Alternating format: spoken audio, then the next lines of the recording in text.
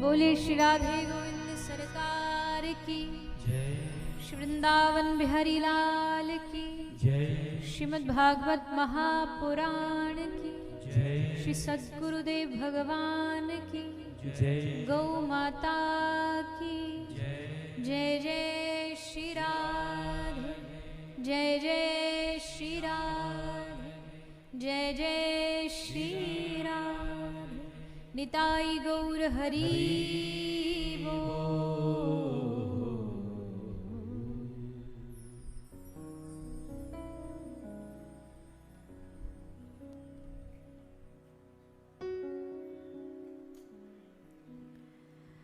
आइए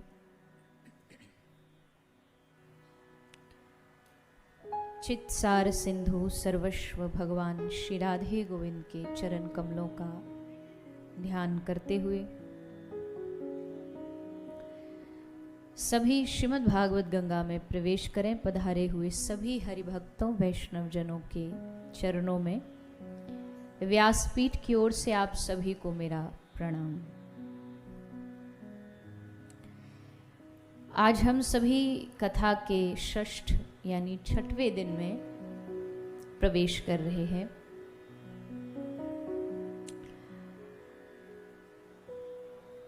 श्रीमद् भागवत के प्रसंगों के माध्यम से हम सभी कल भगवान की बाल लीलाओं का हमने श्रवण पान किया। श्री कृष्ण का इस धरती पर इस धरा पर अवतार हुआ। भगवान ने सबके मन को आकर्षित करने के लिए बड़ा सुंदर रूप भी धारण किया।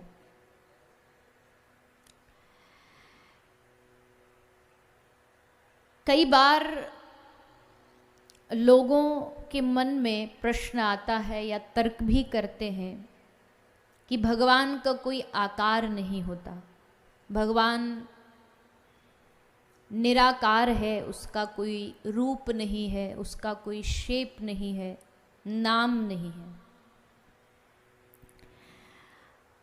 हाँ, हमारी शास्त्रीय परंपरा ये मानती है कि भगवान एक तत्व है, भगवान एक शक्ति है। लेकिन एक बात बहुत सीधी सी है कि अगर मन होगा तो मन आकार पैदा करेगा ही करेगा। कहते ना मन को लगाओ, तो मन को कहाँ लगाएं? कोई कहे कि निर्गुण निराकार का ध्यान करो, तो जो कर पाते हैं वो धन्य हैं, प्रणाम के योग्य हैं। पर साधारण जगत की बात करें तो मन अपने आप जहाँ आकार होता है, जहाँ रूप होता है, उसमें जाकर के जल्दी लग जाता है।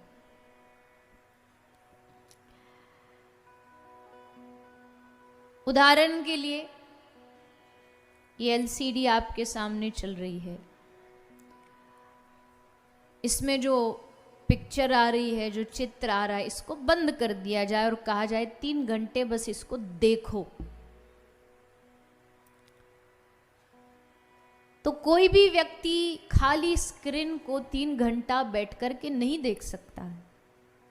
पर हाँ, इसी स्क्रीन पर पिक्चर आए, चित्र आए, किसी का चेहरा आए, कुछ चलाया जाए, तो आदमी आराम से बैठ कर के उसको 3 घंटे देख सकता है।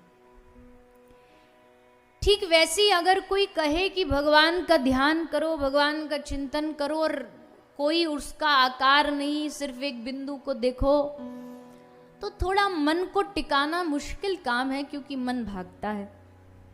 इस दुनिया का सबसे बड़ा रोग ही यही है। किसी से पूछो तो यही बोलेगा कि भजन भजन तो हम कर लें पर मन नहीं लगता। लेकिन जब इस मन को एक केंद्र मिल जाएगा, एक पिक्चर मिल जाएगी, तो ये मन आराम से बैठ कर के चिंतन कर सकता है, ध्यान कर सकता है। और भागवत में वही बताया जाता है कि क्या देखना है, किसका चिंतन करना है। तो कल जो हमने कथा सुनी और आज जो सुनने जा रहे हैं, आज की कथा तो भागवत का, पूरी भागवत का प्राण है। क्योंकि आज की कथा कौन सी कथा है बताइए? आप सब पहले से ही कथा में परफेक्ट लोग हो। कल मैंने पूछा कृष्ण को, कृष्ण किसको मारा, तो तुरंत बता दिया। आज क्या सुनने जा रहे हो? शादी तो है ही है, वो तो आपके श्रृंगार से ही दिख रहा है कि आप एकदम फुल तैयार होके आए हो बाराती बनके। लेकिन उससे पहले रास पंचाध्याय, महारास, और महारास में भी गोपी गीत। यहाँ बहुत सारे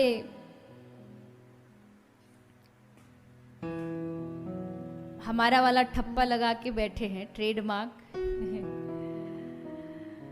अब भक्तों की भी तो अपनी वैरायटी होती है ना।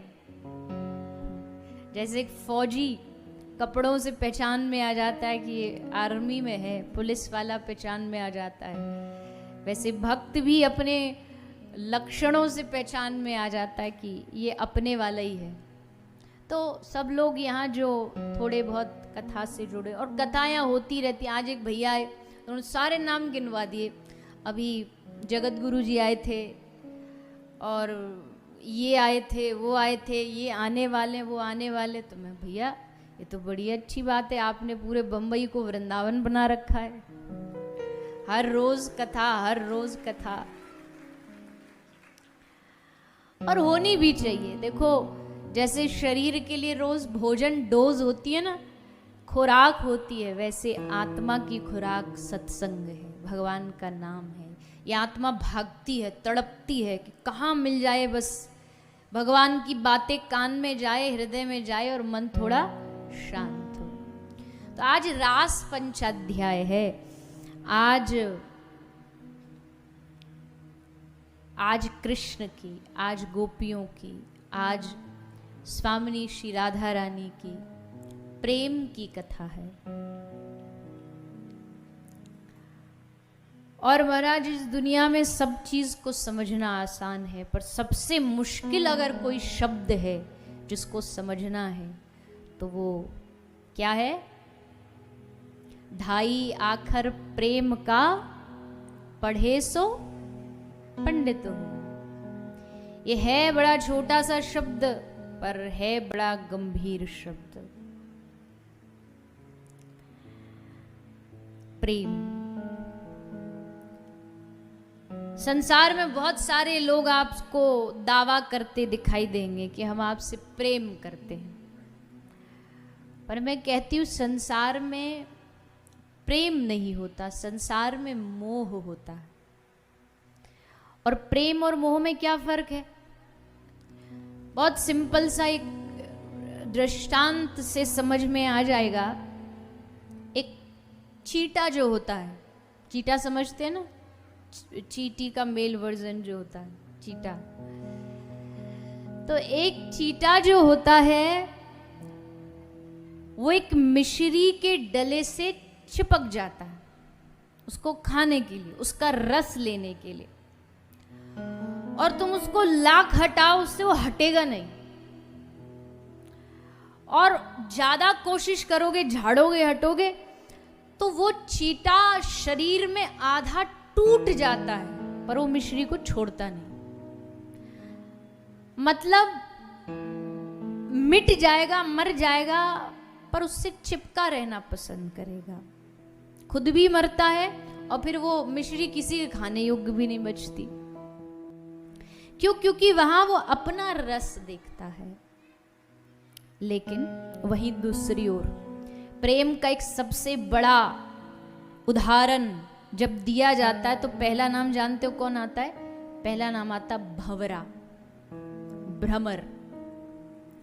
एक भंवरा जो होता है वो कमल से प्रेम करता है, और एक भंवरा आके कमल का जो पराग होता है ना, जो कमल पे लगा हुआ होता, उसको उसका रस लेने के लिए आता कमल पे बैठता है। और जैसे वो कमल पे बैठता है तो उसका पराग लेता है, और उसी समय हो जाती है सूर्यास्त।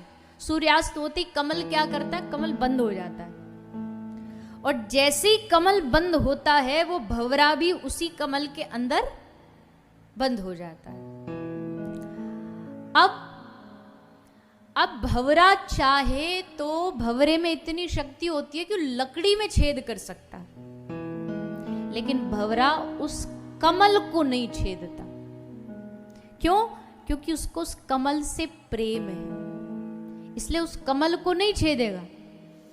यहां तक कि सुबह होते होते उसकी श्वास घुट करके उसी कमल में बंद होके मर जाएगा, लेकिन जिससे वो प्रेम करता कमल से उसको कष्ट नहीं देगा। और यही भगवान का और भक्त का विशुद्ध प्रेम है। भगवान को कष्ट न देने के लिए एक जो भगवान का प्रेमी होता, भगवान का भक्त, वो कुछ भी करेगा, भगवान को कभी कष्ट नहीं देगा। कष्ट मतलब कि बार बार अपने सुख के लिए भगवान को परेशान करना, अपनी मांग के लिए भगवान को परेशान करते रहना, अपनी इच्छा पूर्ति के लिए भगवान को परेशान करते रहना। ये जो मनोकामना मांगने वाला सिस्टम है ना, ये हमारे ब्रज में नहीं चलता। वहां कोई मनोकामना नहीं मांगी जाती, वहां कोई इच्छाएं नहीं रखी जाती। एक इच्छा रखी जाती है, ठाकुर जी मिल जाए बस, उनकी कृपा मिल जाए बस। और सारी दुनिया में आप देखो तो हर जगह लोग धागे बांधेंगे, कलावा बांधेंगे, फूल नारियल चढ़ा रहे हो, बड़ी अच्छी बात, पर उद्देश्य क्या है वो भी तो ध्यान रखना चाहिए। तो आज उस भगवत चर्चा, उस दिव्य अनुभूति जो गोपियों को मिली है इस रास में, उसका आज हम श्रवण पान करने जा रहे हैं। इससे पहले कल जहां हमने कथा को विश्राम किया,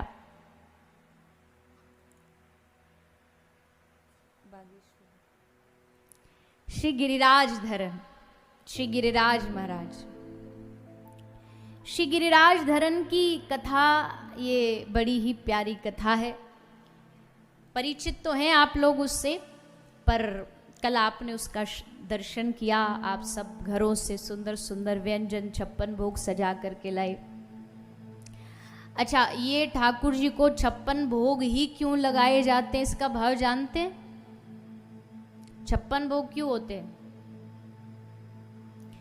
इसका भाव ये है कि हमारी जो ब्रज भक्ति है उसमें अष्टयाम सेवा होती है। अष्टयाम सेवा मतलब भगवान का दिन में 8 बार भोग लगता है। कितनी बार लगता है? 8 बार। इसको अष्टयाम सेवा कहते हैं। मंगला, राजभोग, शयन भोग, तो इस प्रकार 8 प्रकार का भोग लगता है। लेकिन भगवान कृष्ण ने 7 दिन तक गिरिराज उठाया, मतलब 7 दिन तक भूखे प्यासे ठाकुर जी खड़े रहे। अब अगर एक दिन में 8 बार भोग लगता और 7 दिन तक भोग नहीं लगा, तो उसको गुणा करो तो कितना बनेगा? 56। तो ब्रजवासियों ने कहा कि हमारे ठाकुर जी 7 दिन तक भूखे रहे, काम करो 7 दिन का एक ही बार में लगा दो। तो फिर तब से 56 भोग की जो परंपरा है वो आरंभ हो गई, जो मैंने पढ़ा। अब हो सकता और भी कोई भाव होगा इसका, पर जो मेरे अध्ययन में आया वो यही आया कि इसलिए ठाकुर जी का भोग लगाया जाता है, क्योंकि 7 दिन तक ब्रजवासियों ने और कन्हैया ने कुछ नहीं खाया। 7 दिन तक भूखे प्यास, बोल भूख नहीं लगी? गोपी से पूछा, गोपी कहती कैसे भूख लग जाती। हमारे सामने जब इतने सुंदर हमारे ठाकुर जी खड़े हों उनका माधुर्य हो, उनका स्वरूप हो। गोपी कहती हम उसका रसपान करती रही, 7 दिन कब निकल गए पता ही नहीं चला।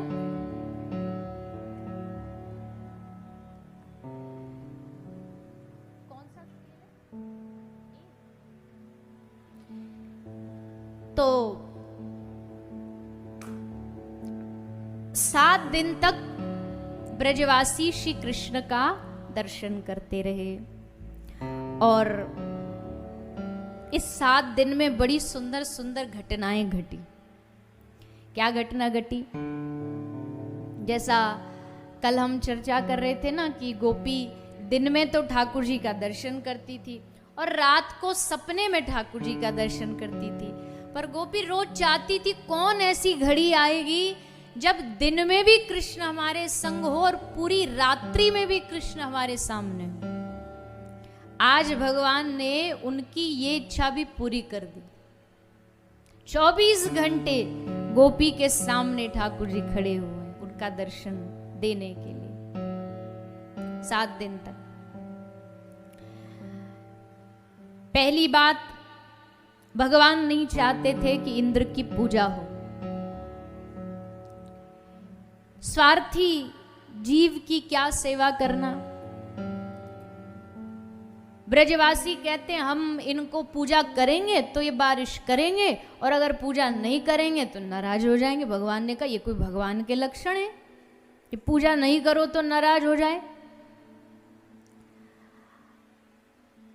इसीलिए पूजा करनी है तो श्री गिरिराज महाराज की करो। गिरिराज गोवर्धन, गौ का जो वर्धन करता हो वो श्री गोवर्धन है।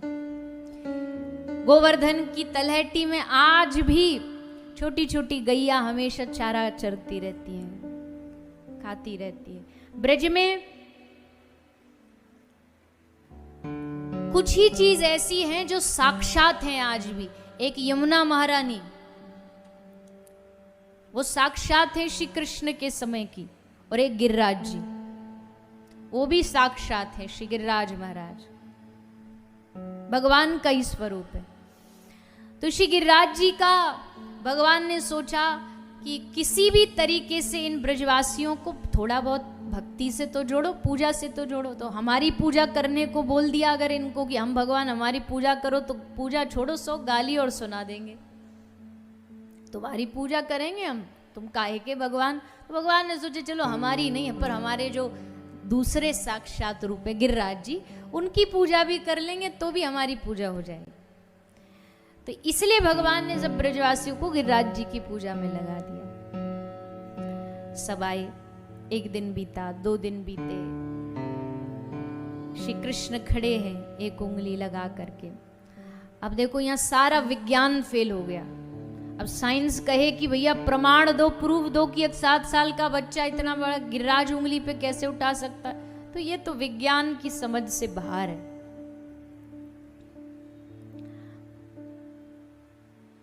हमारे स्कूल में ना, जब हम स्कूल में पढ़ते थे, मतलब अभी कोई बहुत पुरानी बात नहीं हो गई, जमाने बदले नहीं, पर उसमें एक हमारे एक टीचर थे, एक मास्टर जी थे, इंग्लिश के टीचर थे। अब नाम वाम तो नहीं लेना, क्या पता सुन ही रहे हो। तो वो थोड़ा सा भगवान को नहीं मानने वाले थे। चलो नहीं मानने वाले वो तो हो जाता कभी कभी, पर उनको ये भी पता था कि हम कथा करते हैं। तो जब कोई महीने में 2-3 दिन मौका मिलता था स्कूल जाने का, तो जब 2-3 दिन स्कूल जाते थे तो हम, पता तो है नहीं, पर जो साथी और सब थे क्लास वाले, वो बताते थे कि जब मैं जाऊं क्लास में तभी उनकी पढ़ाई में कहीं ना कहीं से भगवान का टॉपिक वो जरूर घुसाते थे, भगवान के अगेंस्ट। कि थोड़ा एक रहता है सबको कि हम जो मानते वो ही माने, ये तो क्या पता है इनको भगवान भगवान ऐसे थोड़ी हो। तो वो एक बार ऐसे ही बताते बताते गिरिराज जी का टॉपिक ले आए। तो बोले कोई कहता, शास्त्र कहते वो गिरिराज जी उठाए कन्हैया ने। सोचो इतना बड़ा गिरिराज, इतना बड़ा पहाड़, एक पत्थर भी अगर तुम एक जगह से उठाते हो तो वहां गड्ढा होता है, तो गिरिराज जी जब उठाए होंगे तो वहां तो कितना गड्ढा होगा। तो वहां कैसे खड़े हो गए लोग। तो ये बात वो कभी कभी छेड़ देते थे। अब बताओ, अब कोई बुद्धि लगा के तर्क दे करके कहे कि अरे छोटा सा बच्चा इतना बड़ा गिरिराज कैसे उठा लिया, गिरिराज उठाया तो वहां गड्ढा होगा, ये होगा वो, ये सब बुद्धि के परे बातें। भगवान तर्क पर सिद्ध नहीं होते, भगवान अनुभव पर सिद्ध होते हैं। भगवान तर्क का, आर्ग्यूमेंट का विषय नहीं है, कृष्ण दिल का विषय है, हृदय का विषय है, प्रेम का विषय है। विज्ञान तो भगवान के सामने नतमस्तक होकर के हाथ झुका करके स्तुतियां गाता है। जगत बनाने वाले ब्रह्मा जी फेल हो जाते हैं भगवान के सामने, तो फिर आजकल के वैज्ञानिक तो क्या ही टिक पाएंगे भगवान के सामने। और भगवान की लीला ऐसी कि विज्ञान भी खोजता रह जाए। एक जयपुर में एक मंदिर है गोपीनाथ जी का, तो ऐसा भाव है उस मंदिर का भी और हर मंदिर का। हम मानते कि हमारे जब ठाकुर जी की प्राण प्रतिष्ठा हो जाती है तो प्राण प्रतिष्ठा के बाद ठाकुर जी में प्राण आ जाते हैं, वो मूर्ति नहीं बचती। तो ये अंग्रेजों की समय की बात है कि अंग्रेजों का ऑफिसर था, विदेश से आया था फॉरेन से, तो वहाँ एक घड़ी मिलती थी। और वो घड़ी क्या कैसे है, वो घड़ी ये जो पल्स होती है ना हमारी यहाँ वाली, इससे चलती है। मतलब उसमें बैटरी नहीं होती, सेल नहीं होती, पल्स से टच करोगे तो ही चलेगी। तो उसने आकर के क्या दावा किया, बोले अगर तुम्हारे गोपीनाथ जी तुम मानते हो भगवान है, इनमें प्राण है, तो लो ये घड़ी पहनाओ, और अगर ये घड़ी चल पड़ी तो हम मान लेंगे कि तुम्हारे ठाकुर जी में प्राण है। और उस घड़ी को लाके उसने गोपीनाथ जी को पहनाया, और जैसे उसने घड़ी पहनाई गोपीनाथ जी के हाथ में जाते ही वो घड़ी चलने लगी। और चलने नहीं लगी, आज भी एक काम करना, घर जाके भले गूगल पर ये नाम से जयपुर में मंदिर सर्च कर लें। दुनिया का अकेला ठाकुर है जो आज भी घड़ी पहनता है, आज भी उनके हाथ में घड़ी है और वो घड़ी उसी से चलती है। अब आप सोचो, इससे बड़ा चमत्कार कोई हो सकता है? भगत के वश में है भगवान। एक भजन आया ना, बड़ा प्रसिद्ध हुआ, बोले मैया के हाथ से गोपाल जी गिर गए, गोपाल जी को डॉक्टर बुलाया, बोले देखो देखो कान में लगाओ। जैसे कान में लगाया तो देखा कि ठाकुर जी के हृदय से धक धक धक दिल धड़कने की आवाज आ रही है। तो क्या ये चमत्कार नहीं है? क्या मानेगा विज्ञान की मूर्ति से दिल धड़कने की आवाज, मूर्ति से बोलने की आवाज आ रही है, ये कैसे विज्ञान माने? ये तो पत्थर है। पर भाई प्रेम की परिपाटी पर कुछ भी हो सकता है। तो भगवान ने गिरिराज धारण किया, ये तर्क नहीं, ये अनुभव का विषय है। तो एक दिन बीता, 2 दिन बीते, तो यशोदा मैया को जरा चिंता हो गई कि भैया हमारा लाला इतने दिन ते ठाड़ो है, भूखो प्यासो, तो क्या करें? शांडिल्य ऋषि बुलाए गए जो कृष्ण के कुल गुरु हैं। बोले महाराज जी कोई यज्ञ, कोई हवन, कोई साधन, दान बताओ जिससे हम करें और उससे लाला की शक्ति बढ़ जाए, लाला का बल बढ़ जाए। शांडिल्य ऋषि ने कहा कि तुम्हारे लाला का बल अगर बढ़ाना, शक्ति बढ़ानी है ना, तो ना हवन करना, न यज्ञ करना, एक काम करो, इसकी शक्ति को बुला दो। बोले इसकी शक्ति मतलब? इसकी शक्ति कौन है? तो जोर से बोल दो। इनकी शक्ति है श्री राधा रानी। उनको बुला करके कृष्ण के सामने बिठा दो, तो वहां से एनर्जी मिलती रहेगी, तो तुम्हारे लाला को, तुम्हारे कन्हैया को ने को भी थकावट नहीं होगी, क्योंकि जाके सर पर श्री स्वामिनी जी को हाथ हो, जाके माथे पर श्री राधा रानी की कृपा हो, जाकू कृपा डायरेक्ट श्री राधा रानी दे रही हो, और कृष्ण के पास भी जब शक्ति खत्म हो जाती है ना, तो उसको रीफिल करने के लिए उनको भी स्वामी जी के चरणों में बैठना पड़ता है। और जब श्री राधा रानी अपने चरणों का आश्रय देती हैं और चरण ठाकुर जी अपने हाथ में लेकर के श्री राधा रानी के चरणों को अपने हाथ में थाम करके जब अश्रुपात करते हैं, जब आंखों से अश्रु बहाते हैं और श्री राधा रानी के चरणों का अपने अश्रुओं से अभिषेक करते हैं, तो श्री कृष्ण भी शक्तिमान बन जाते हैं, उनके भीतर शक्ति का संचार हो जाता है।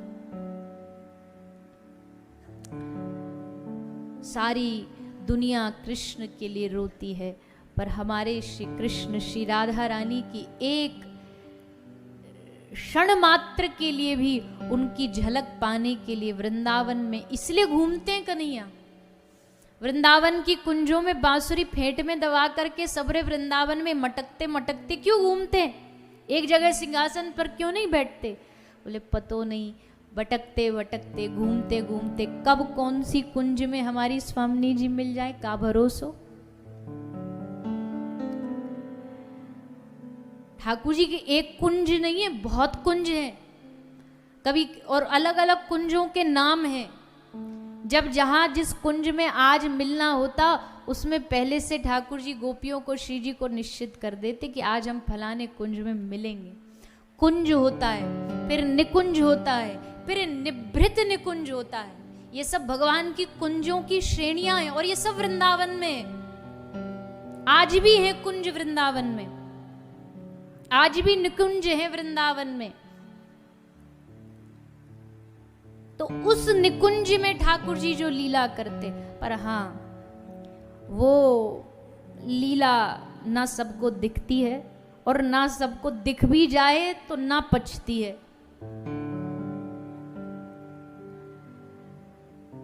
बंबई वालों को तो कतई नहीं पचेगी, कुछों को छोड़ करके।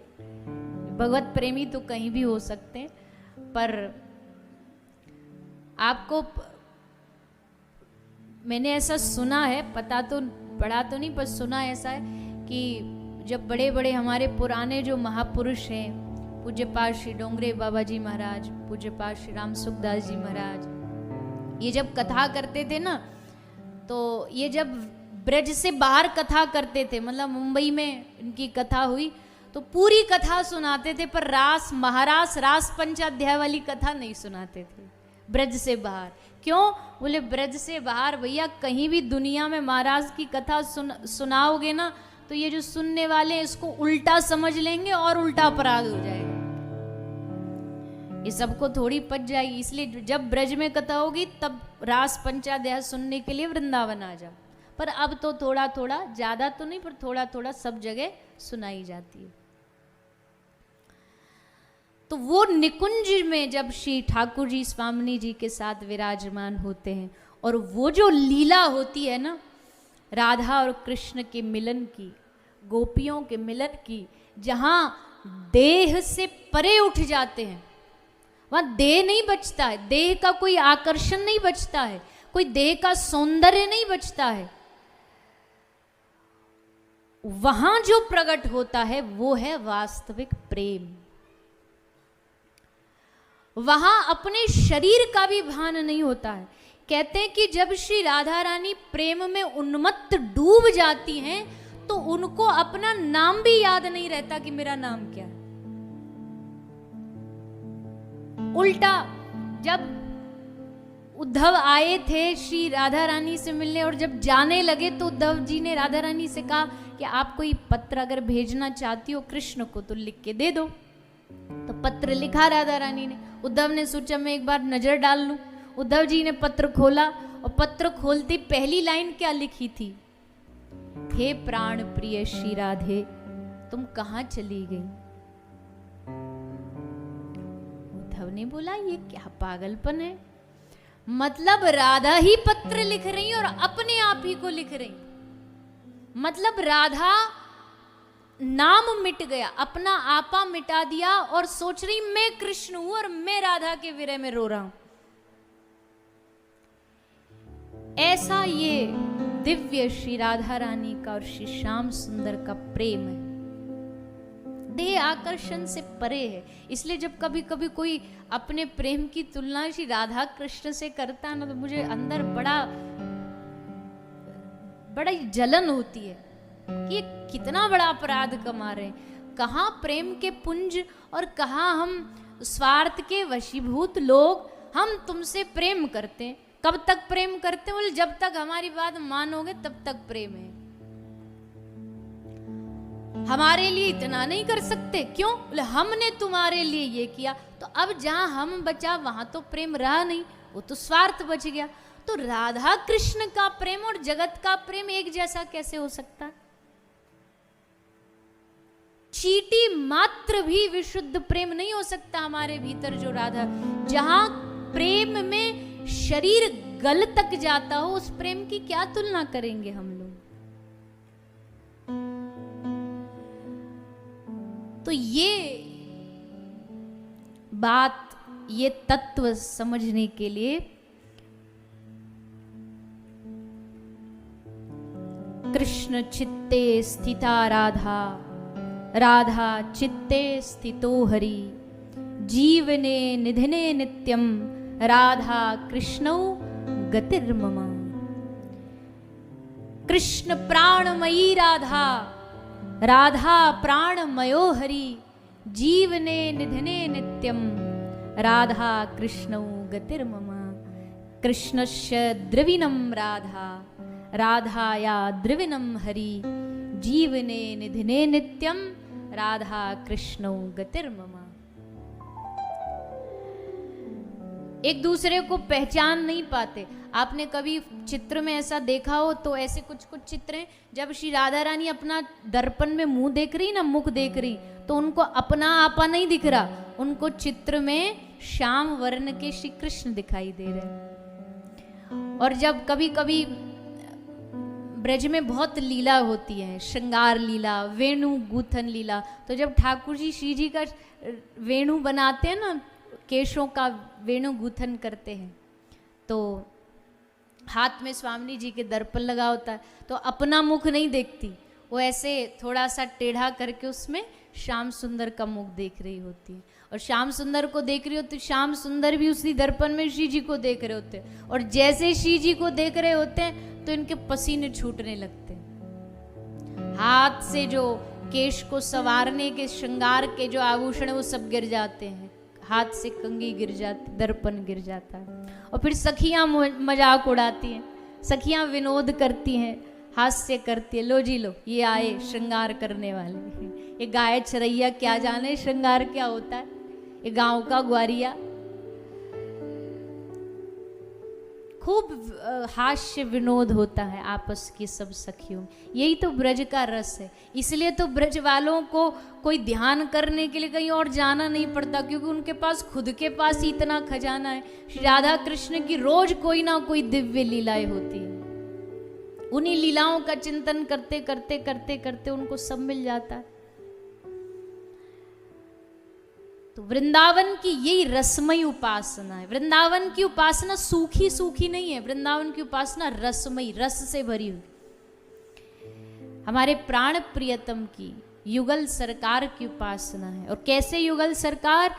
ले देखी सुनी ना ऐसी जोड़ी, जैसे करुणामय गोविंद वैसी करुणामयी किशोरी। देखी सुनी ना ऐसी जोड़ी। क्या नाम है इस जोड़ी का? नंद नंदन वृषभान किशोरी। और कैसी है जोड़ी? भुवन चतुर्दश की सुंदरता, सुंदर श्याम राधिका गोरी। ऐसा सुंदर युगल संसार में कहीं है तो वो ब्रज की धरती पर है। दोनों का चिरकाल का, अनादिकाल का ये प्रेम है, और इस प्रेम को कोई खत्म नहीं कर सकता। भले लोग कहें कृष्ण अलग हो गए, राधा रानी से चले गए, ये प्रसंग तो जरूर लिखें, पर देखो अब एक हीरो फिल्म में हर फिल्म में सब अलग अलग ब्याह करता है, शादी करता है, इससे कर लिया उससे कर लिया, फिल्मों में, अभिनय में। पर वास्तविकता में तो उसकी पत्नी कोई और ही होती है, एक ही होती है, पर अभिनय के लिए उसको सब करना पड़ता है।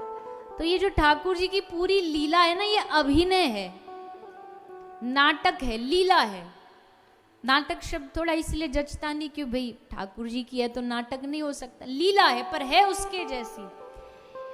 पर असल में जो मूल तत्व है वो श्री राधा रानी है, तो राधा रानी को तो कृष्ण छोड़ ही नहीं सकते।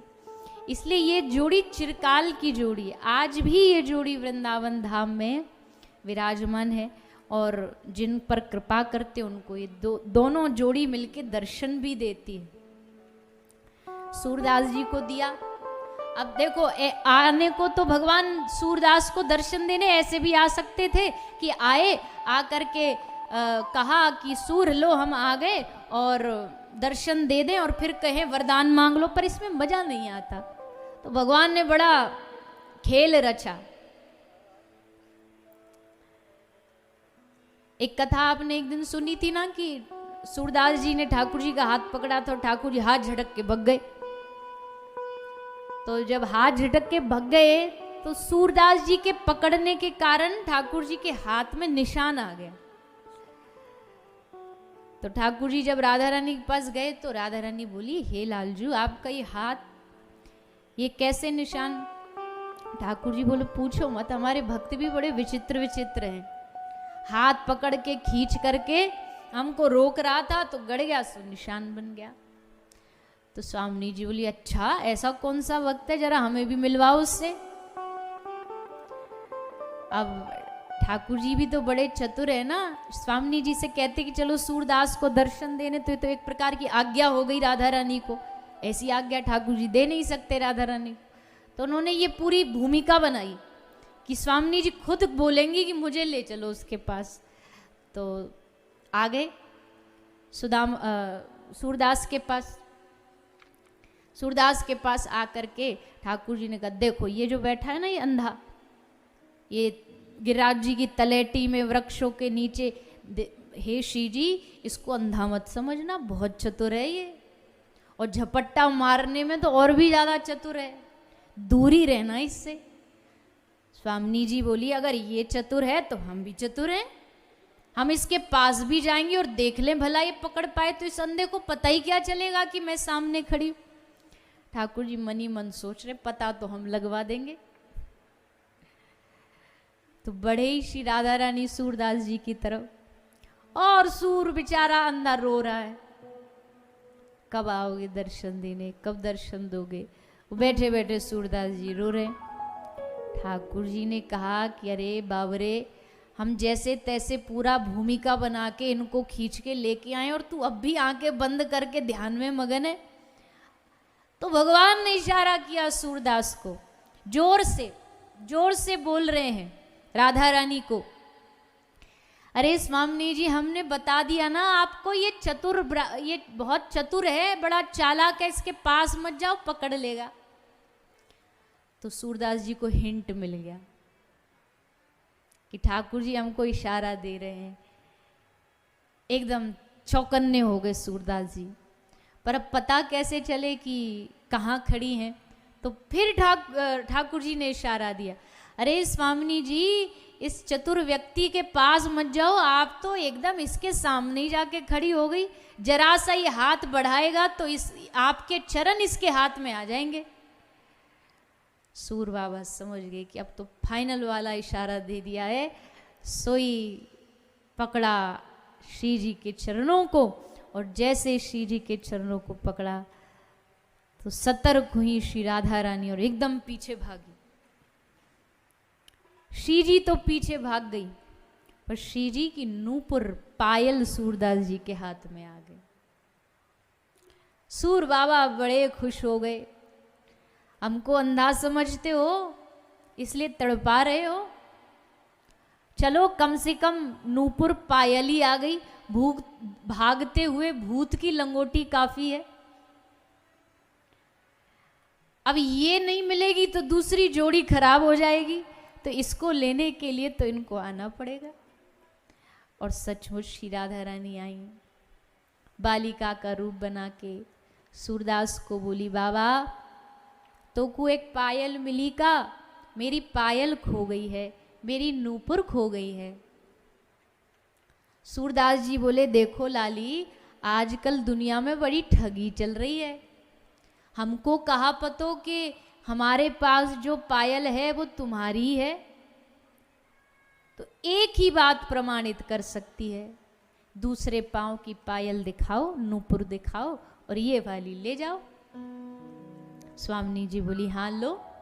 और जैसे स्वामिनी जी ने दूसरा चरण आगे किया तो सूर बाबा ने चरण पकड़ करके अपनी हृदय से लगा ली और खूब रोए कि हे स्वामिनी जी, अब की बार छोड़ के मत जाना, अब की बार मत भाग के जाना। एक बार, कितनी बार इस अंधे को छोड़ छोड़ करके, झटका मार मार के आप दोनों भागते रहोगे ऐसे ही, अब देरी मत करो, अब कृपा कर दो। तब श्री राधा रानी ने सूर के सर पर हाथ फेरा और हाथ फेरते ही सूर की आंखों में रोशनी आ गई।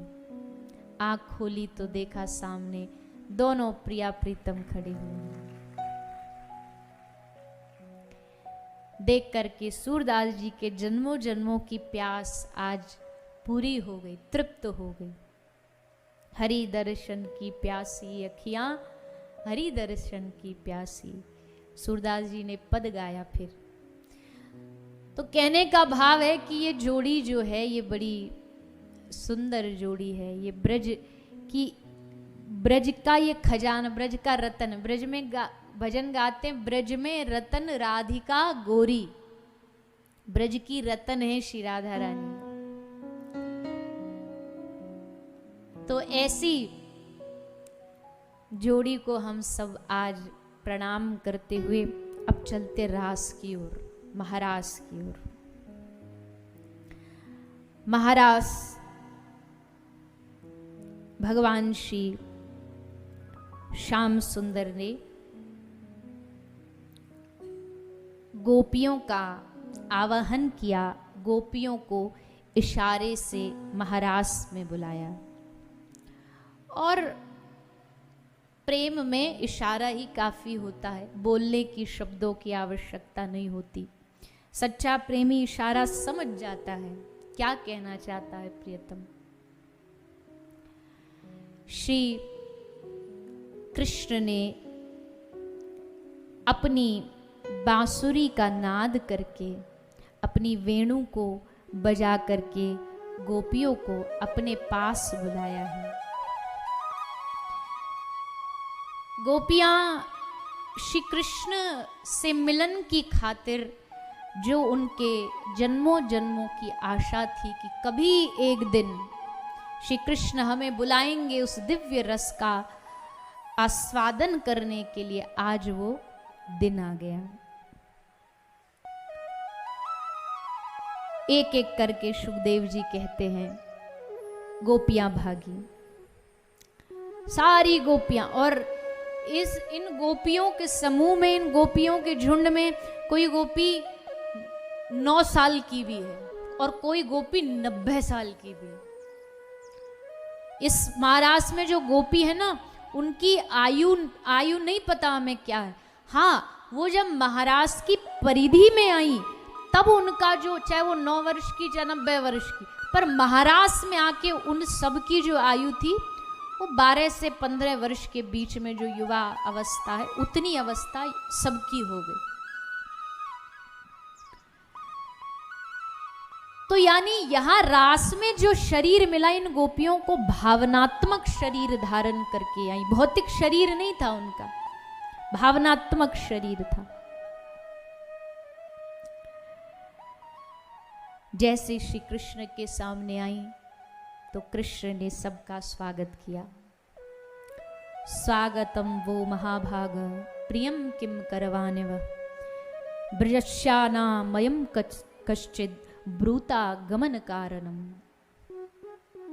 भगवान ने ब्रूतागमन कारणम, इनके आगमन का कारण पूछ लिया, इनके आने का कारण पूछा, इनके यहाँ रात्रि को होने पर समाज में इन पर क्या क्या लांछन लगाए जा सकते ये भी बताया। भगवान श्री कृष्ण कहते कहिए गोपिये कैसे आई हो, what can I do for you. गोपियां ऐसे मुंह की तरफ देख रही है, बड़ा विचित्र प्रियतम है। एक तरफ मिलने का वादा करके इस वन में बुला लिया, इस वृंदा विपिन में बुला लिया, और मिलने की जब बारी आई तो आने का कारण पूछ रहा है। पर भगवान ये प्रश्न करके पता क्या जानना चाहते? भगवान जानना चाहते कि जो गोपी आई हैं ये इनका विवेक जन्य वैराग्य है या इनका आवेश जन्य वैराग्य है। दो तरीके के वैराग होते हैं, एक तो आवेश में आ जाता है थोड़ी देर के लिए, आवेश आवेश जोश जोश में, एक होता है विवेक पूर्ण वैराग्य।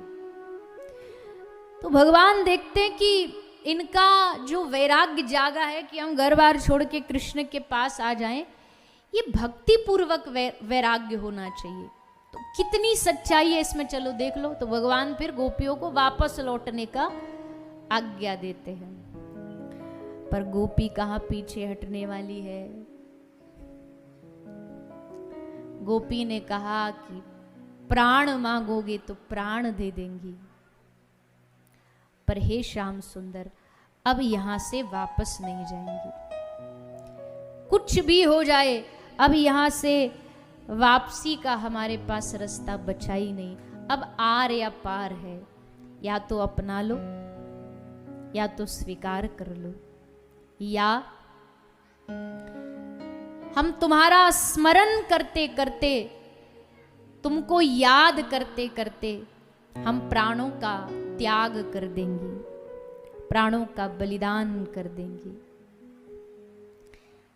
कृष्ण ने सोचा ज्यादा तड़पाना ठीक नहीं है, अब इन गोपियों को चलो रास में चलो। भगवान सब गोपियों को लेकर के रास के उस रस में आ गए। रास आरंभ कर दिया, महारास शुरू हुआ ही था। महारास अपने स्तर पर जाए उससे पहले ही गोपियों से चूक हो गई।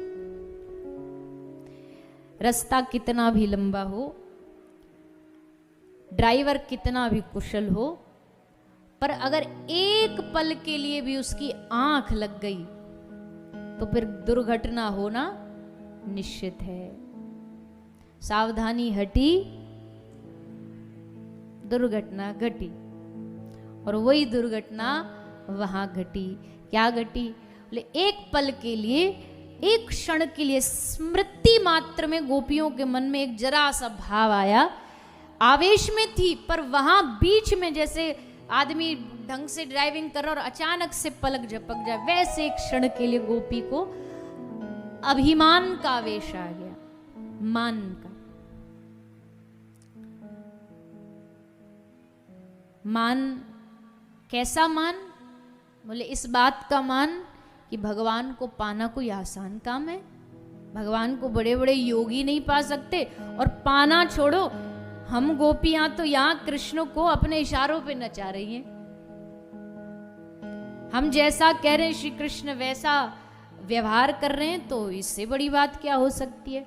गोपियों के मन में मैं का अभिमान आ गया, और जैसे आया उसी क्षण श्री कृष्ण वहां से अंतर्ध्यान हो गए।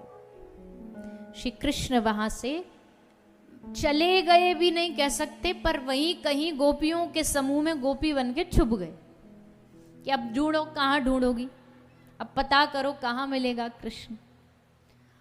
और तब जब श्री कृष्ण का वहां से गमन हुआ, अब गोपियों का जो हृदय है वो पिघलने लगा, और हृदय पिघल करके अश्रुओं के माध्यम से आंखों से बहने लगा। और गोपी कृष्ण से कहती है, हे कृष्ण, क्या तुम ये सोचते हो कि मैं गोपी से दूर चला जाऊंगा तो गोपी मुझे भूल जाएगी और फिर ये यात्रा यहीं समाप्त हो जाएगी। यूं दूरियां बढ़ाने से क्या हम दूर हो जाएंगे? यूं दूरियां बढ़ाने से क्या हम दूर हो जाएंगे? वृंदावन नहीं बुलाओगे तो क्या हम गैर हो जाएंगे? वृंदावन नहीं बुलाओगे तो क्या हम गैर हो जाएंगे? तेरी नहीं, मैं तेरे विरह की अजीज हूं। तेरी नहीं, मैं तेरे विरह की अजीज हूं। तुझसे दूर हूं पर तेरे दूरियों के करीब हूं। मैं तुझसे दूर हूं पर तेरे दूरियों के करीब हूं। यूं ऐसे ठुकरा दोगे तो क्या हम गैर के दर पर चले जाएंगे? नहीं नहीं नहीं, तेरे थे, तेरे हैं और तेरे होकर के ही मर जाएंगे। पर गैर के दर पर तो जाने से रहे। तेरे ही थे, तेरे ही हैं और तेरे ही होकर के प्राण त्याग देंगे, पर तुम्हारा साथ नहीं छोड़ेंगे। और तब विरहातुर गोपियों ने भगवान श्री कृष्ण का आवाहन किया, श्री कृष्ण को बुलाया। अपनी दिल की प्रार्थना से भगवान का हृदय पिघलता है। आज गोपियों की ये प्रार्थना लयबद्ध हुई और वो लयबद्ध तालबद्ध होकर के एक गीत बन गया, एक संगीत बन गया, जिस गीत का नाम है गोपी गीत। ये भगवान को पुकारने का गीत है, भगवान को स्मरण करने का गीत है, भगवान को याद करने का गीत है। समस्त गोपियां ठाकुर जी को पुकार।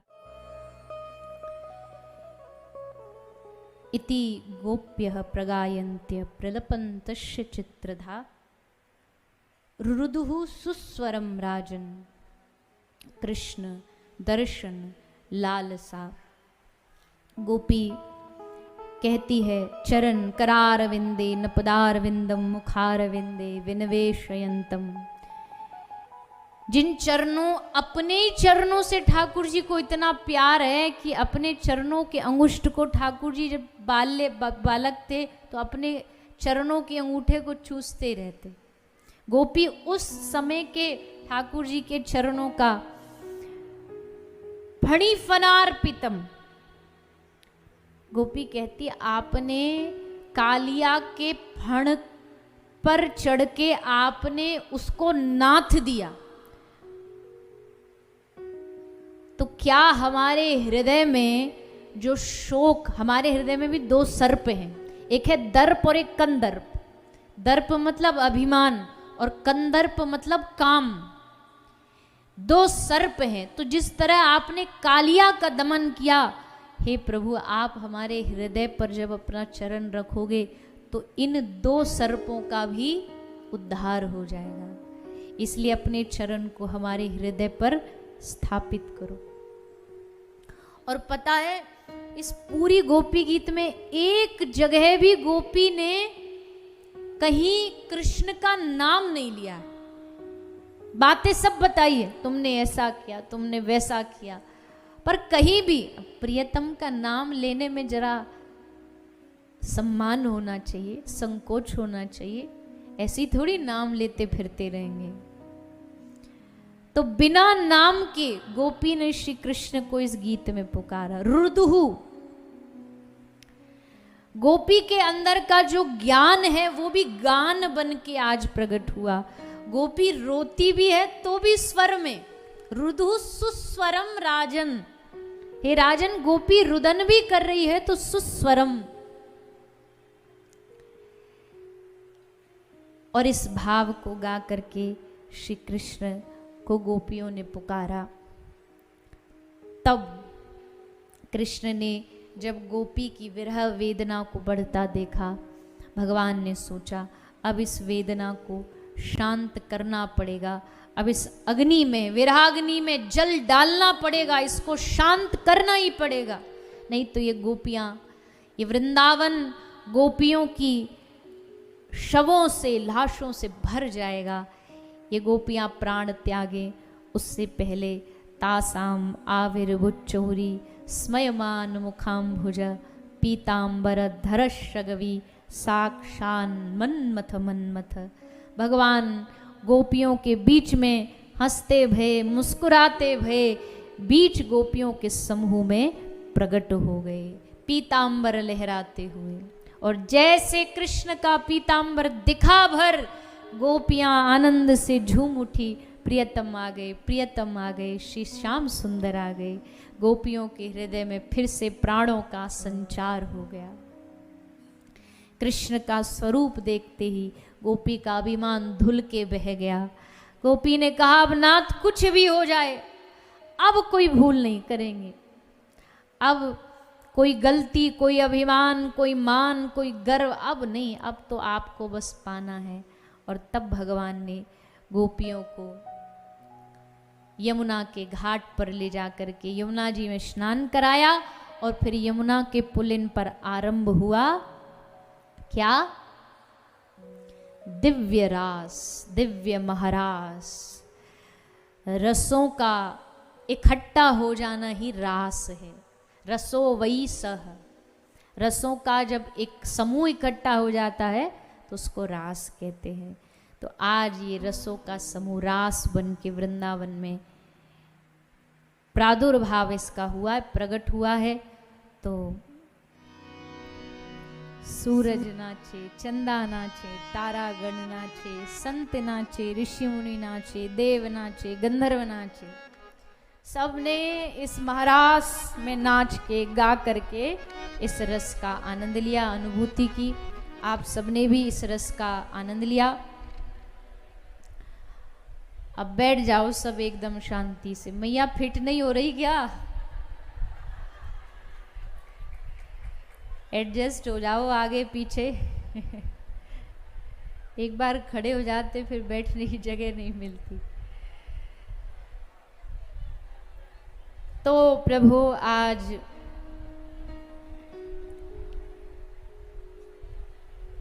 महारास का रस बरस रहा है श्री वृंदावन धाम में। कृष्ण ने कहा ब्रज गोपिकाओं को कि रस तुमने ले लिया, आनंद तुमने ले लिया, तो अब वापस लौट जाओ। गोपी कहती है, एक बार तुमने हमारा मन चुरा लिया, मन चुरा करके अब कहते हो कि वापस चली जाओ। चली जाएंगी वापस, पर शर्त है मन वापस लौटाओ। भगवान ने कहा कि एक बार हम जिस चीज की चोरी करते हैं फिर उसको वापस नहीं करते हैं। चुरा लिया तो चुरा लिया, अब मन हमारे पास रहेगा तुम्हारा और सुरक्षित रहेगा। तन से तुम रहो अब संसार में, तन से संसार में रह कर के संसार के रिश्तों को निभाती रहो, पर मन दे दो हमको, मन हमें प्रदान कर दो।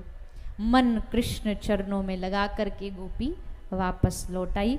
इस प्रकार महारास का यह सुंदर वर्णन श्री शुकदेव जी ने सुनाया। इसके बाद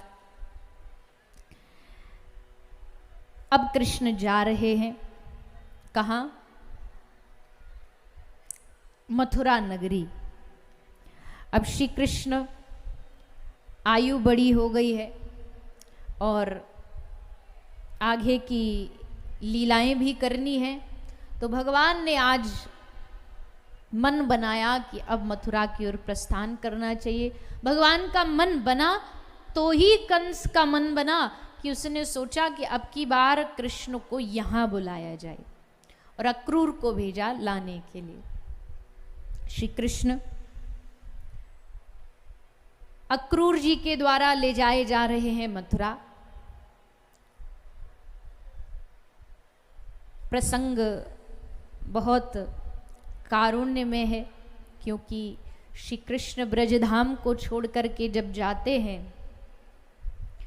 तो मानवों की तो क्या कहें, ब्रज का पत्थर पत्थर पाषाण तक श्री कृष्ण के विरह में रोया है।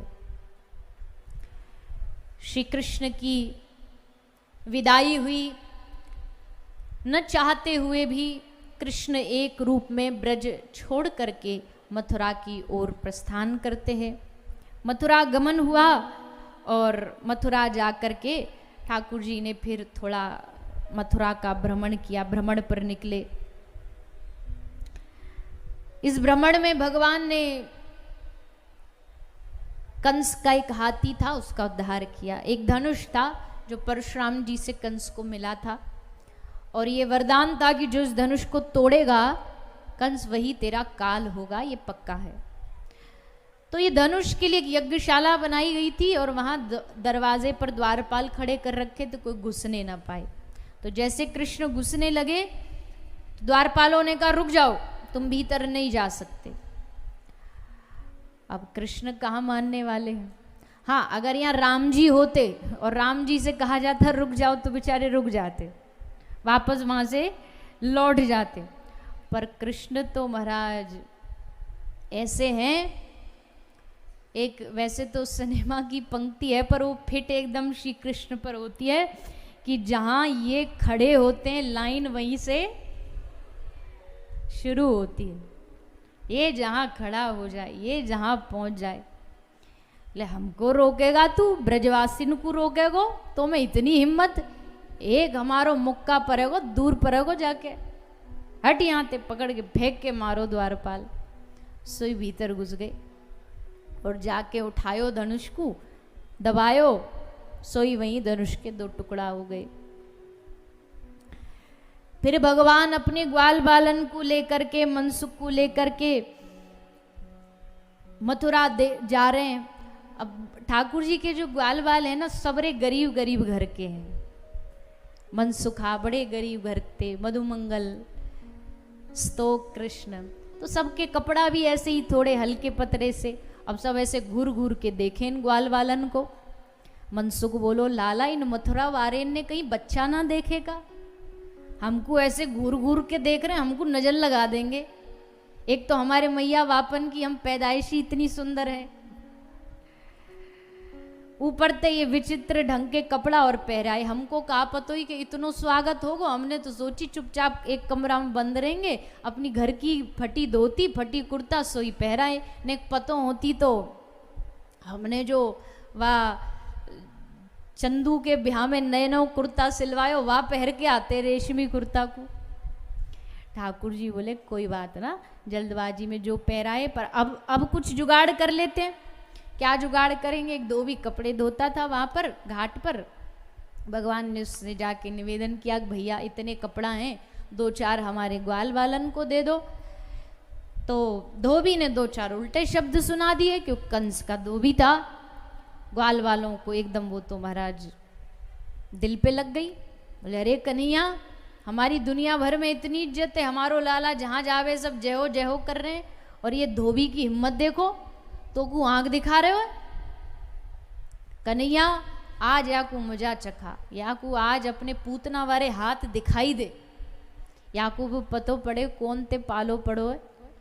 तो ठाकुर जी ने मुक्का बनाया और धोबी के माथे पर प्रहार किया, धोबी का कल्याण कर दिया, धोबी का उद्धार हो गया। और फिर भगवान जाते कुब्जा के पास। कुब्जा की कथा आप सब जानते हैं, सब परिचित हैं। भगवान की सेवा के लिए सदा सदा से कुब्जा लालायत थी।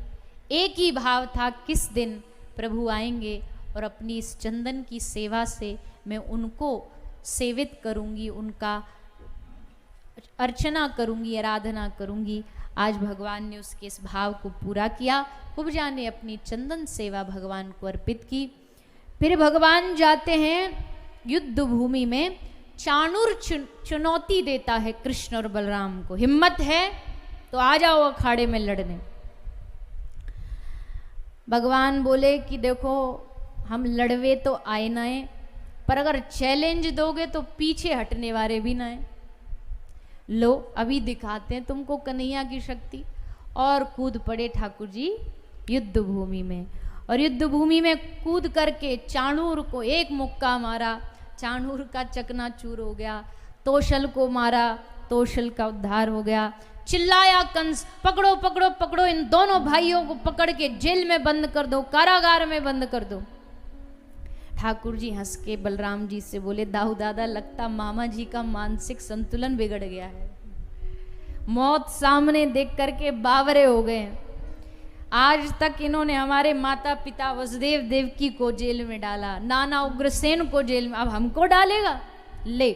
और भाग करके ठाकुर जी छलांग मार करके कंस के सिंहासन पर चढ़े, कंस के केश पकड़े। कंस चीखता रहा, चिल्लाता रहा, सारी दुनिया जय जयकार कर रही है कि आज इस आताताई का अंत हो जाना चाहिए। और भगवान ने पकड़ करके कंस को फेंक के मारा, आकर के जमीन पर गिरा।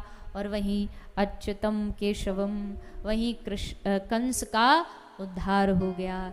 जैसे कंस मरा, महाराज मथुरा में खुशी की लहर दौड़ाई, सब आनंदित हो गए, सब प्रसन्न हो गए। आज भूमि का भार भगवान ने कम कर दिया। माता पृथ्वी भी हर्ष उल्लास के साथ नाचने लगी। अब फिर भगवान उज्जैन गए, महर्षि संदीपनी के आश्रम में शिक्षा प्राप्त की, वापस आए। और जब वापस आए तो बहुत ही प्यारा, बहुत ही आनंद में प्रसंग है गोपियों का और भगवान के मित्र उद्धव जी का। क्योंकि अब समय बहुत बीत गया था, कृष्ण मथुरा आ गए। मथुरा से 64 दिन विद्या कला सब गुणों में निपुण होकर के भी आ गए। लेकिन मथुरा में सब कुछ प्राप्त होने के बाद भी कहीं ना कहीं कृष्ण को जिस चीज की कमी हमेशा बनी रही वो था ब्रज का प्रेम। कृष्ण के सामने ऐश्वर्य था, कृष्ण के सामने राजगद्दी थी, कृष्ण के सामने सारा वैभव था, किंतु श्री कृष्ण का जो मन है वो आज भी कहीं ना कहीं विरह में आकर के ब्रजवासियों का स्मरण करता था, श्री राधा रानी का, गोपियों का स्मरण करता था। और फिर एक क्या होता, कभी कभी विरह बढ़ता चला जाता, पर आदमी छुपाने की कोशिश करता है, छुपाते छुपाते एक दिन ऐसा आता है जब बांध टूट जाता है। आज कृष्ण का बांध टूटा। कब टूटा? जब महीनों बाद अपनी थाली में एक कटोरी में माखन देखा। माखन देखते ही तो ब्रज की याद, ब्रज का स्मरण आना स्वाभाविक है। तो श्री कृष्ण दौड़ के भाग करके अपनी महल की छत पर चले गए। देवकी मैया ये सब देख रही थी, समझ गई कि कृष्ण सुखी नहीं है, कोई चीज है जो इसको अंदर से खा रही है, परेशान कर रही है। शायद मर्यादा के कारण मुझको न बता पाए, पर इसका एक ही मित्र है इस मथुरा में, जिसका नाम है उद्धव। दोस्त से, मित्र से दिल की बात कहने में आदमी खुल के बोल देता है, क्योंकि सहपाठी साथ का होता है, समझता है। उद्धव तू जा और कृष्ण से पूछ कि कृष्ण के उदासी का कारण क्या है।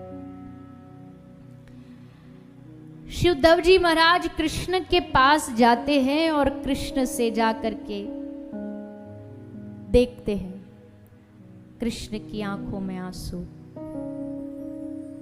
कहते हैं दुनिया में एक आदमी ऐसा जरूर होना चाहिए जो आपकी आंखों के दर्द को देख के समझ जाए, बिना शब्दों के, बिना बातों के, बिना बोल के।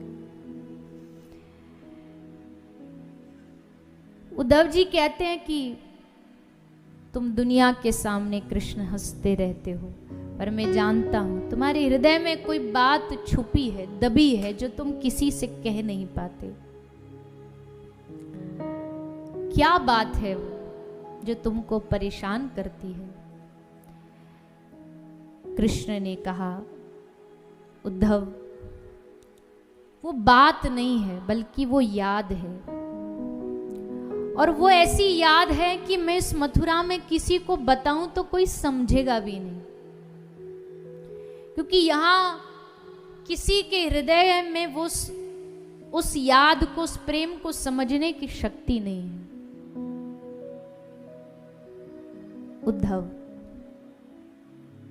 उद्धव जी गाते हैं, कहते हैं, ऊधो मोहे ब्रज बिसरत नाही, मेरे दुख का कारण, मेरी उदासी का कारण उद्धव यही है कि ऊधो मोहे ब्रज बिसरत नाही। इतने दिन हो गए ब्रज छोड़ करके आकर के, पर आज भी आंखें बंद करता हूं तो गोपियों का चेहरा नजर आता है। आज भी आंखें बंद करता हूं तो मुझे अपनी राधा दिखाई देती है। मैं आज भी आंखें बंद करता हूं तो मुझे वो वादा स्मरण होता है जो मैं ब्रजवासियों को कह करके दे करके आया था। और उद्धव, उस चेहरे को याद करके मेरा हृदय कांपने लगता है। मैं इस मथुरा में सुख ढूंढता हूं, पर हे उद्धव, इस मथुरा में कहीं सुख नहीं। उद्धव ने कहा, कृष्ण आप भगवान हो, भगवान होकर के आप नहीं समझोगे? कृष्ण ने कहा, उद्धव चल ठीक है, मैं भगवान हूं, तू मुझे समझा देगा, मैं समझ जाऊंगा, लेकिन ये बता, क्या तू इन ब्रज की गोपियों को समझा पाएगा? मुझे समझाना आसान है। उद्धव ने कहा, हाँ, वो भी मेरे बाएं हाथ का खेल है। मैंने इतने शास्त्र पढ़े, इतने मंत्र आते हैं मुझे। गोपी को जैसे मैं बोलूंगा, गोपी को जैसे मैं कुछ बताऊंगा, जैसे कुछ कहूंगा, तुरंत समझ जाएगी। भगवान मन ही मन मुस्कुरा रहे हैं। ये बावरा समझाएगा मेरी गोपियों को, मेरे ब्रजवासियों को ये समझा पाएगा? पर चलो, कोशिश करने में क्या जाता है। जाओ उद्धव, मेरा संदेशा लेकर के ब्रजभूमि चला जा। उद्धव तैयार हो गए जाने के लिए। भगवान ने कहा, ऐसे कोई नहीं मानने वाला, वहां तेरा मुंह भी नहीं देखेगा कोई। जब तक मेरी कुछ स्मृति तेरे ऊपर नहीं होगी, तब तक कोई तुझे देखेगा तक नहीं, क्योंकि वो सब तो कृष्ण की याद में डूबे होंगे। तो फिर तो कृष्ण ने अपना पीतांबर उतार के उद्धव के गले में पहनाया, मोर पंख उतार के उद्धव के माथे पे लगाया, अपना रथ उद्धव को दिया कि जब कृष्ण के रथ की ध्वजा का चिन्ह ब्रजवासी देखेंगे तो जहां बेहोश पड़े होंगे तो इस रथ को देख करके उनको ऊर्जा मिल जाएगी। अपनी पहचान दी उद्धव को, और जाते जाते उद्धव को कहा, उद्धव, मेरे ब्रजवासी बहुत भोले हैं, थोड़ी सरल भाषा में समझाना। उद्धव जी महाराज चल पड़े। रथ आकर के ब्रज में रुका। ब्रज में रुका, पहले तो सारे ब्रज के लोग आनंद से झूम उठे। रथ जैसे दिखा, धूल उड़ती दिखी। जब से कृष्ण ब्रज छोड़ के गया, कोई इस ब्रज में आता नहीं। आज उस रास्ते से धूल उड़ती आ रही है, मतलब कृष्ण आ रहा है। जैसे रथ आकर के पहिया रुका, रथ से नीचे उतरे, पीतांबर है, मोर मुकुट है, गले में कौस्तुभ मणि है, पर कृष्ण नहीं है।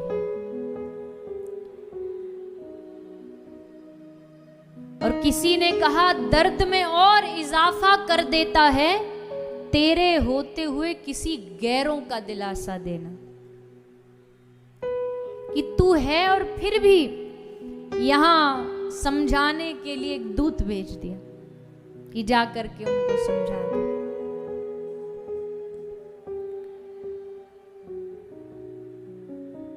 लेकिन आज यहां ब्रज में पहले तो उद्धव का खूब स्वागत हुआ। यशोदा ने उद्धव को खूब गले लगाया। किस लिए लगाया? ये उद्धव कृष्ण को छू करके आया है। कृष्ण की महक, कृष्ण की खुशबू इस उद्धव के रोम रोम से झर रही है। तू मेरा बेटा है, मेरे बेटे समान है। और उद्धव को गले से लगाया। जैसे मैया ने उद्धव को गले से लगाया, उद्धव की आंखों में अपने आप अश्रु पानी आ गया। उद्धव गोपियों से मिले। उद्धव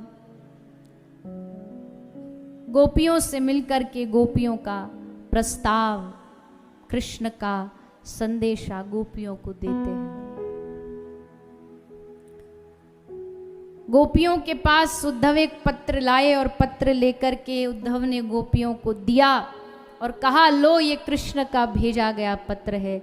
और जैसे उस पत्र को गोपी देखती है तो सारी झपट पड़ती है और सारे पत्र को फाड़ करके एक एक एक एक टुकड़ा अपने हाथ में ले लेती है।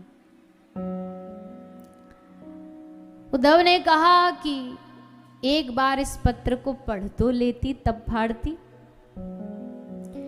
गोपी हंसती हुई उद्धव को बोली, उद्धव हमें पत्र पढ़ने की आवश्यकता नहीं है, क्योंकि हमने कृष्ण को पढ़ लिया है। हम कृष्ण को पढ़ चुकी हैं, इसलिए अब हमें कृष्ण के पत्र को पढ़ने की आवश्यकता नहीं। उद्धव कहते, गोपी अगर मैं ये बोल दूं कृष्ण तुमको भूल गया है तो तुम्हारा दिल टूट जाएगा। गोपी कहती, उद्धव तू प्रेम को समझा ही नहीं। कृष्ण भूल गया है ये तू कहेगा तो दिल नहीं टूटेगा, हम खुश हो जाएंगे। क्यों खुश हो जाएंगे?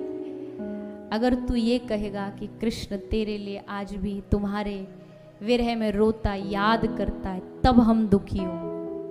हमारी वजह से हमारा कृष्ण दुखी हो, हमारे जीने पर धिक्कार है। हाँ, कृष्ण भूल गया, जीवन में आगे बढ़, ये तुम कह दोगे तो हम गोपियां आनंदित हो जाएंगी। क्यों? क्योंकि कृष्ण के सुख में हमारा सुख है। प्रेम की यही रीति है, चाहे गोपियां ले लो, चाहे कोई भी ले लो, प्रेम की यही रीति है। किसी ने कहा तुम उनको याद करते हो, वो तुमको याद नहीं करते, तो प्रेमी ने जवाब दिया कि भैया प्रेम निभाने वाले कभी मुकाबला नहीं किया करते हैं। नहीं करे तो न करे, उनकी मर्जी। वो अपनी ओर से प्रेम संबंध तोड़ भी दें तो तोड़ दे, पर हम अपनी तरफ से नहीं टूटने दें। इसी बात को अपने शब्दों में मीराबाई कहती, अपने भाव में मीरा कहती है कि हे गिरधर, हे प्राणनाथ, अगर तुम अपनी तरफ से रिश्ता तोड़ भी दोगे तो भी मुझे कोई गिला शिकवा नहीं है, पर इतनी शर्त, इतना वादा जरूर है कि ये रस्सी आपकी ओर से ढीली पड़ सकती है, पर ये रस्सी हमारी ओर से कभी ढीली नहीं पड़ेगी।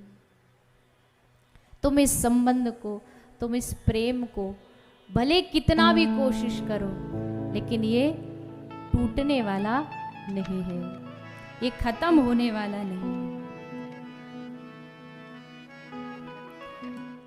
तुम भय गिरिवर मैं भई चारा, तुम भय चंदा तो मैं भई चकोरा।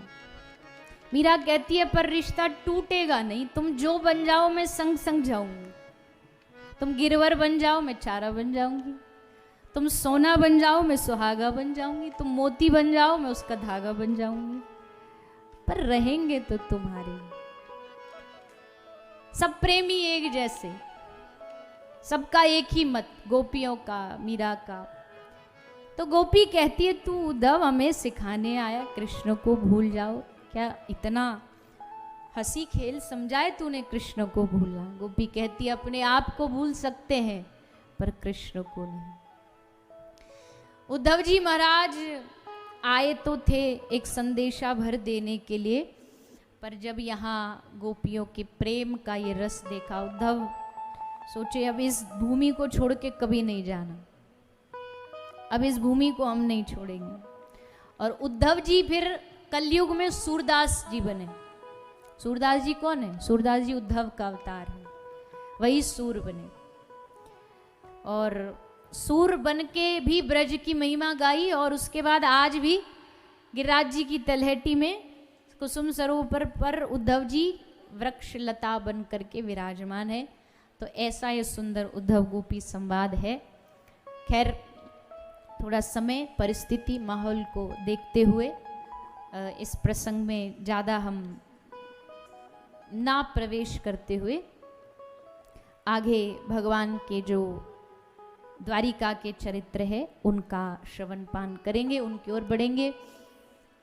भगवान श्री कृष्ण की जो मथुरा है उस पर एक जरासंध नाम का राजा था। उसने 1 बार 2 बार 5 10 15 17 बार आक्रमण किया।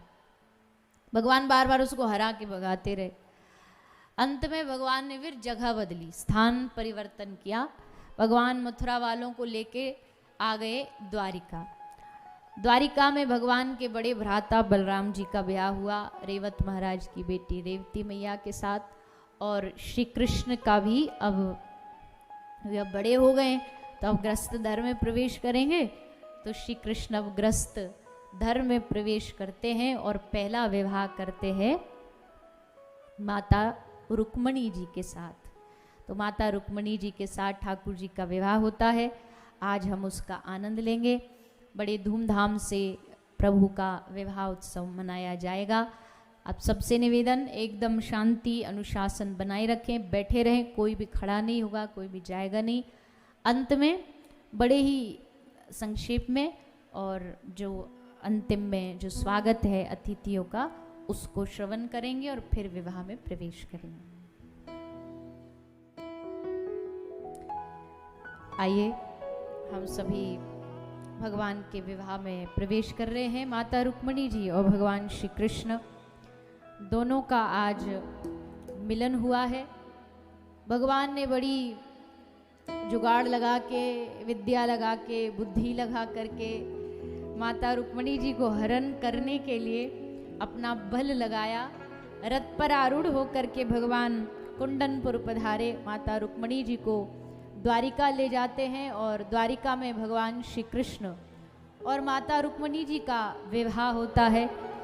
सभी ब्राह्मण, विप्र, ऋषि, महात्मा, देवी, देवता सबके मध्य में भगवान श्री कृष्ण और माता रुक्मणी जी का विवाह होता है। दोनों भगवान युगल सरकार एक दूसरे को वरमाला प्रदान करते हैं। आज हम सभी इस विवाह के साक्षी बन रहे हैं, ये हम सभी का सौभाग्य है। माता रुक्मणी जी भगवान श्री कृष्ण के गले में माल्यार्पण करती है और भगवान श्री कृष्ण माता रुक्मणी जी के गले में माल्यार्पण करते हैं। और त्रिभुवन के नियंता जगत पिता भगवान की आज माता लक्ष्मी रुक्मणी रूप में हो गई।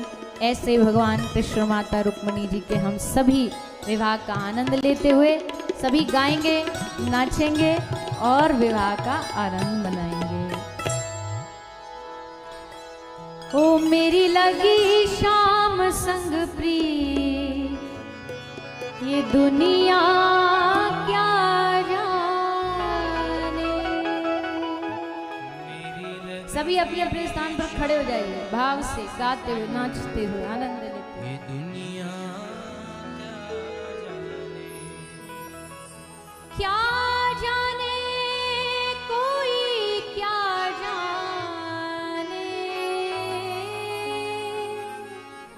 क्या जाने कोई क्या जाने, हो क्या जाने कोई क्या जाने,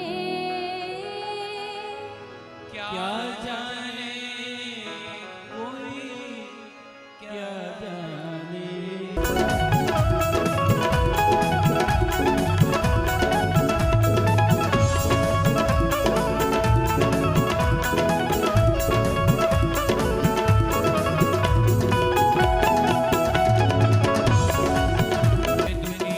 भाव से सब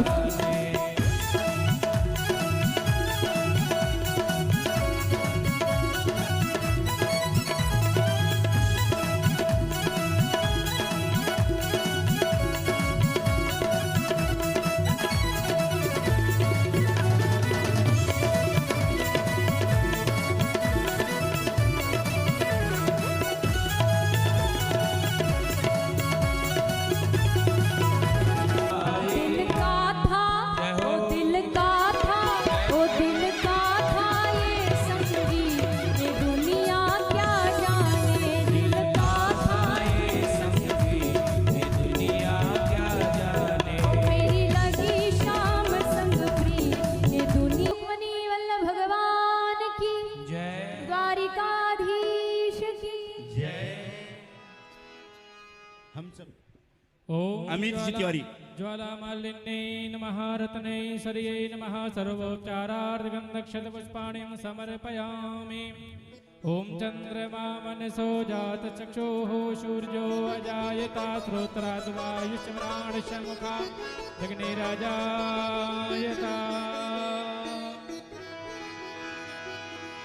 आरती कुंज बिहारी की श्री गिरधर कृष्ण मुरारी की। आरती गिरिधर कृष्ण मुरारी की। आरती कुंज बिहारी की गिरधर कृष्ण मुरारी की। आरती कुंज बिहारी की गिरिधर कृष्ण मुरारी की। गले में बेजती माला, गले में बैजंती माला माला। बजावे मुरली मधुर बाला बाला। बजावे मुरली मधुर बाला बाला। श्रवण में कुंडल जल काला, श्रवण में कुंडल झलकाला। श्री आनंद वृंदावन जय, मोहन व्रज जय, राधिका रमण बिहारी की श्री गिरधर कृष्ण मुरारी की। आरती कुंज बिहारी की गिरिधर कृष्ण मुरारी की। गगन समंग कांत काली काली। गगन समयंग कांति काली काली। हे राधिका चमक रही आली आली। राधिका चमक रही आली आली। लतन में डाले वन माली माली। ठाड़े वन माली। हरि बोल। भ्रमर सियल कस्तूरी चंद्र सी ललित छवि श्यामा प्यारी की गिरधर कृष्ण मुरारी की। आरती कुंज बिहारी की गिरिधर कृष्ण मुरारी की। शीश पे मोर मुकुट बिल से शीश पे मोर मुकुट बिल से देवता दर्शन को तरसे तरसे। देवता दर्शन को तरसे तरसे।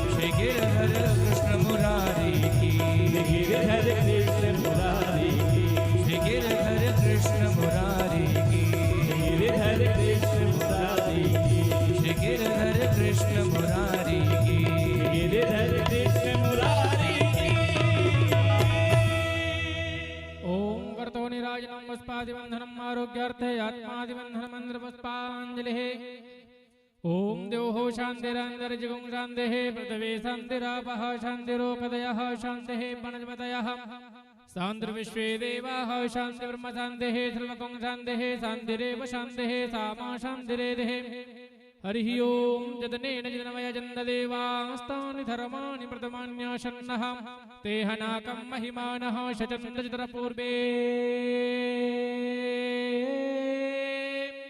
साध्याः शान्तिदेवाः हरिः ओम एकदन्ताय विद्महे वक्रतुण्डाय धीमहि तन्नो दन्तिः प्रचोदयात् हरिः ओम नन्दनन्दनाय विद्महे यशोदः नन्दनाय धीमहि तन्ना श्रीकृष्णः प्रचोदयात् हरिः ओम भीष्मकसुतायै च विद्महे कृष्णवल्लभायै च धीमहि तन्ना श्रीरुक्मणिः प्रचोदयात् सेवन्तिकावकुलचम्बक पाटलब्जे पुन्नः गजाति करवीर रसाले पुष्पै बिल्व प्रवाल तुलसी दल मंजरी भेतां पूजयामि जगदीश्वर में प्रसीदा नाना सुगंध पुष्पाणि यथा कालुद्भवानि च पुष्पां जलर्मया दत्ता गृहाणा परमेश्वरः मंत्र पुष्पांजलि समर्पयामि श्रीमद्भागवत महापुराण पुरुषोत्तमाय नमः।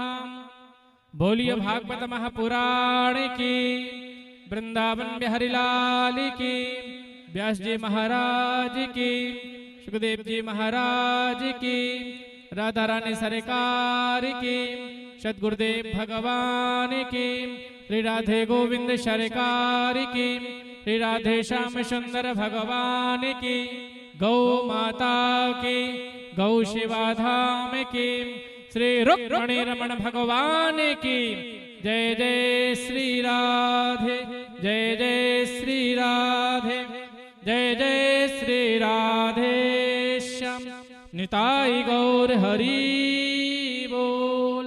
नमः पार्वते पतये हर हर महादेव शंभो।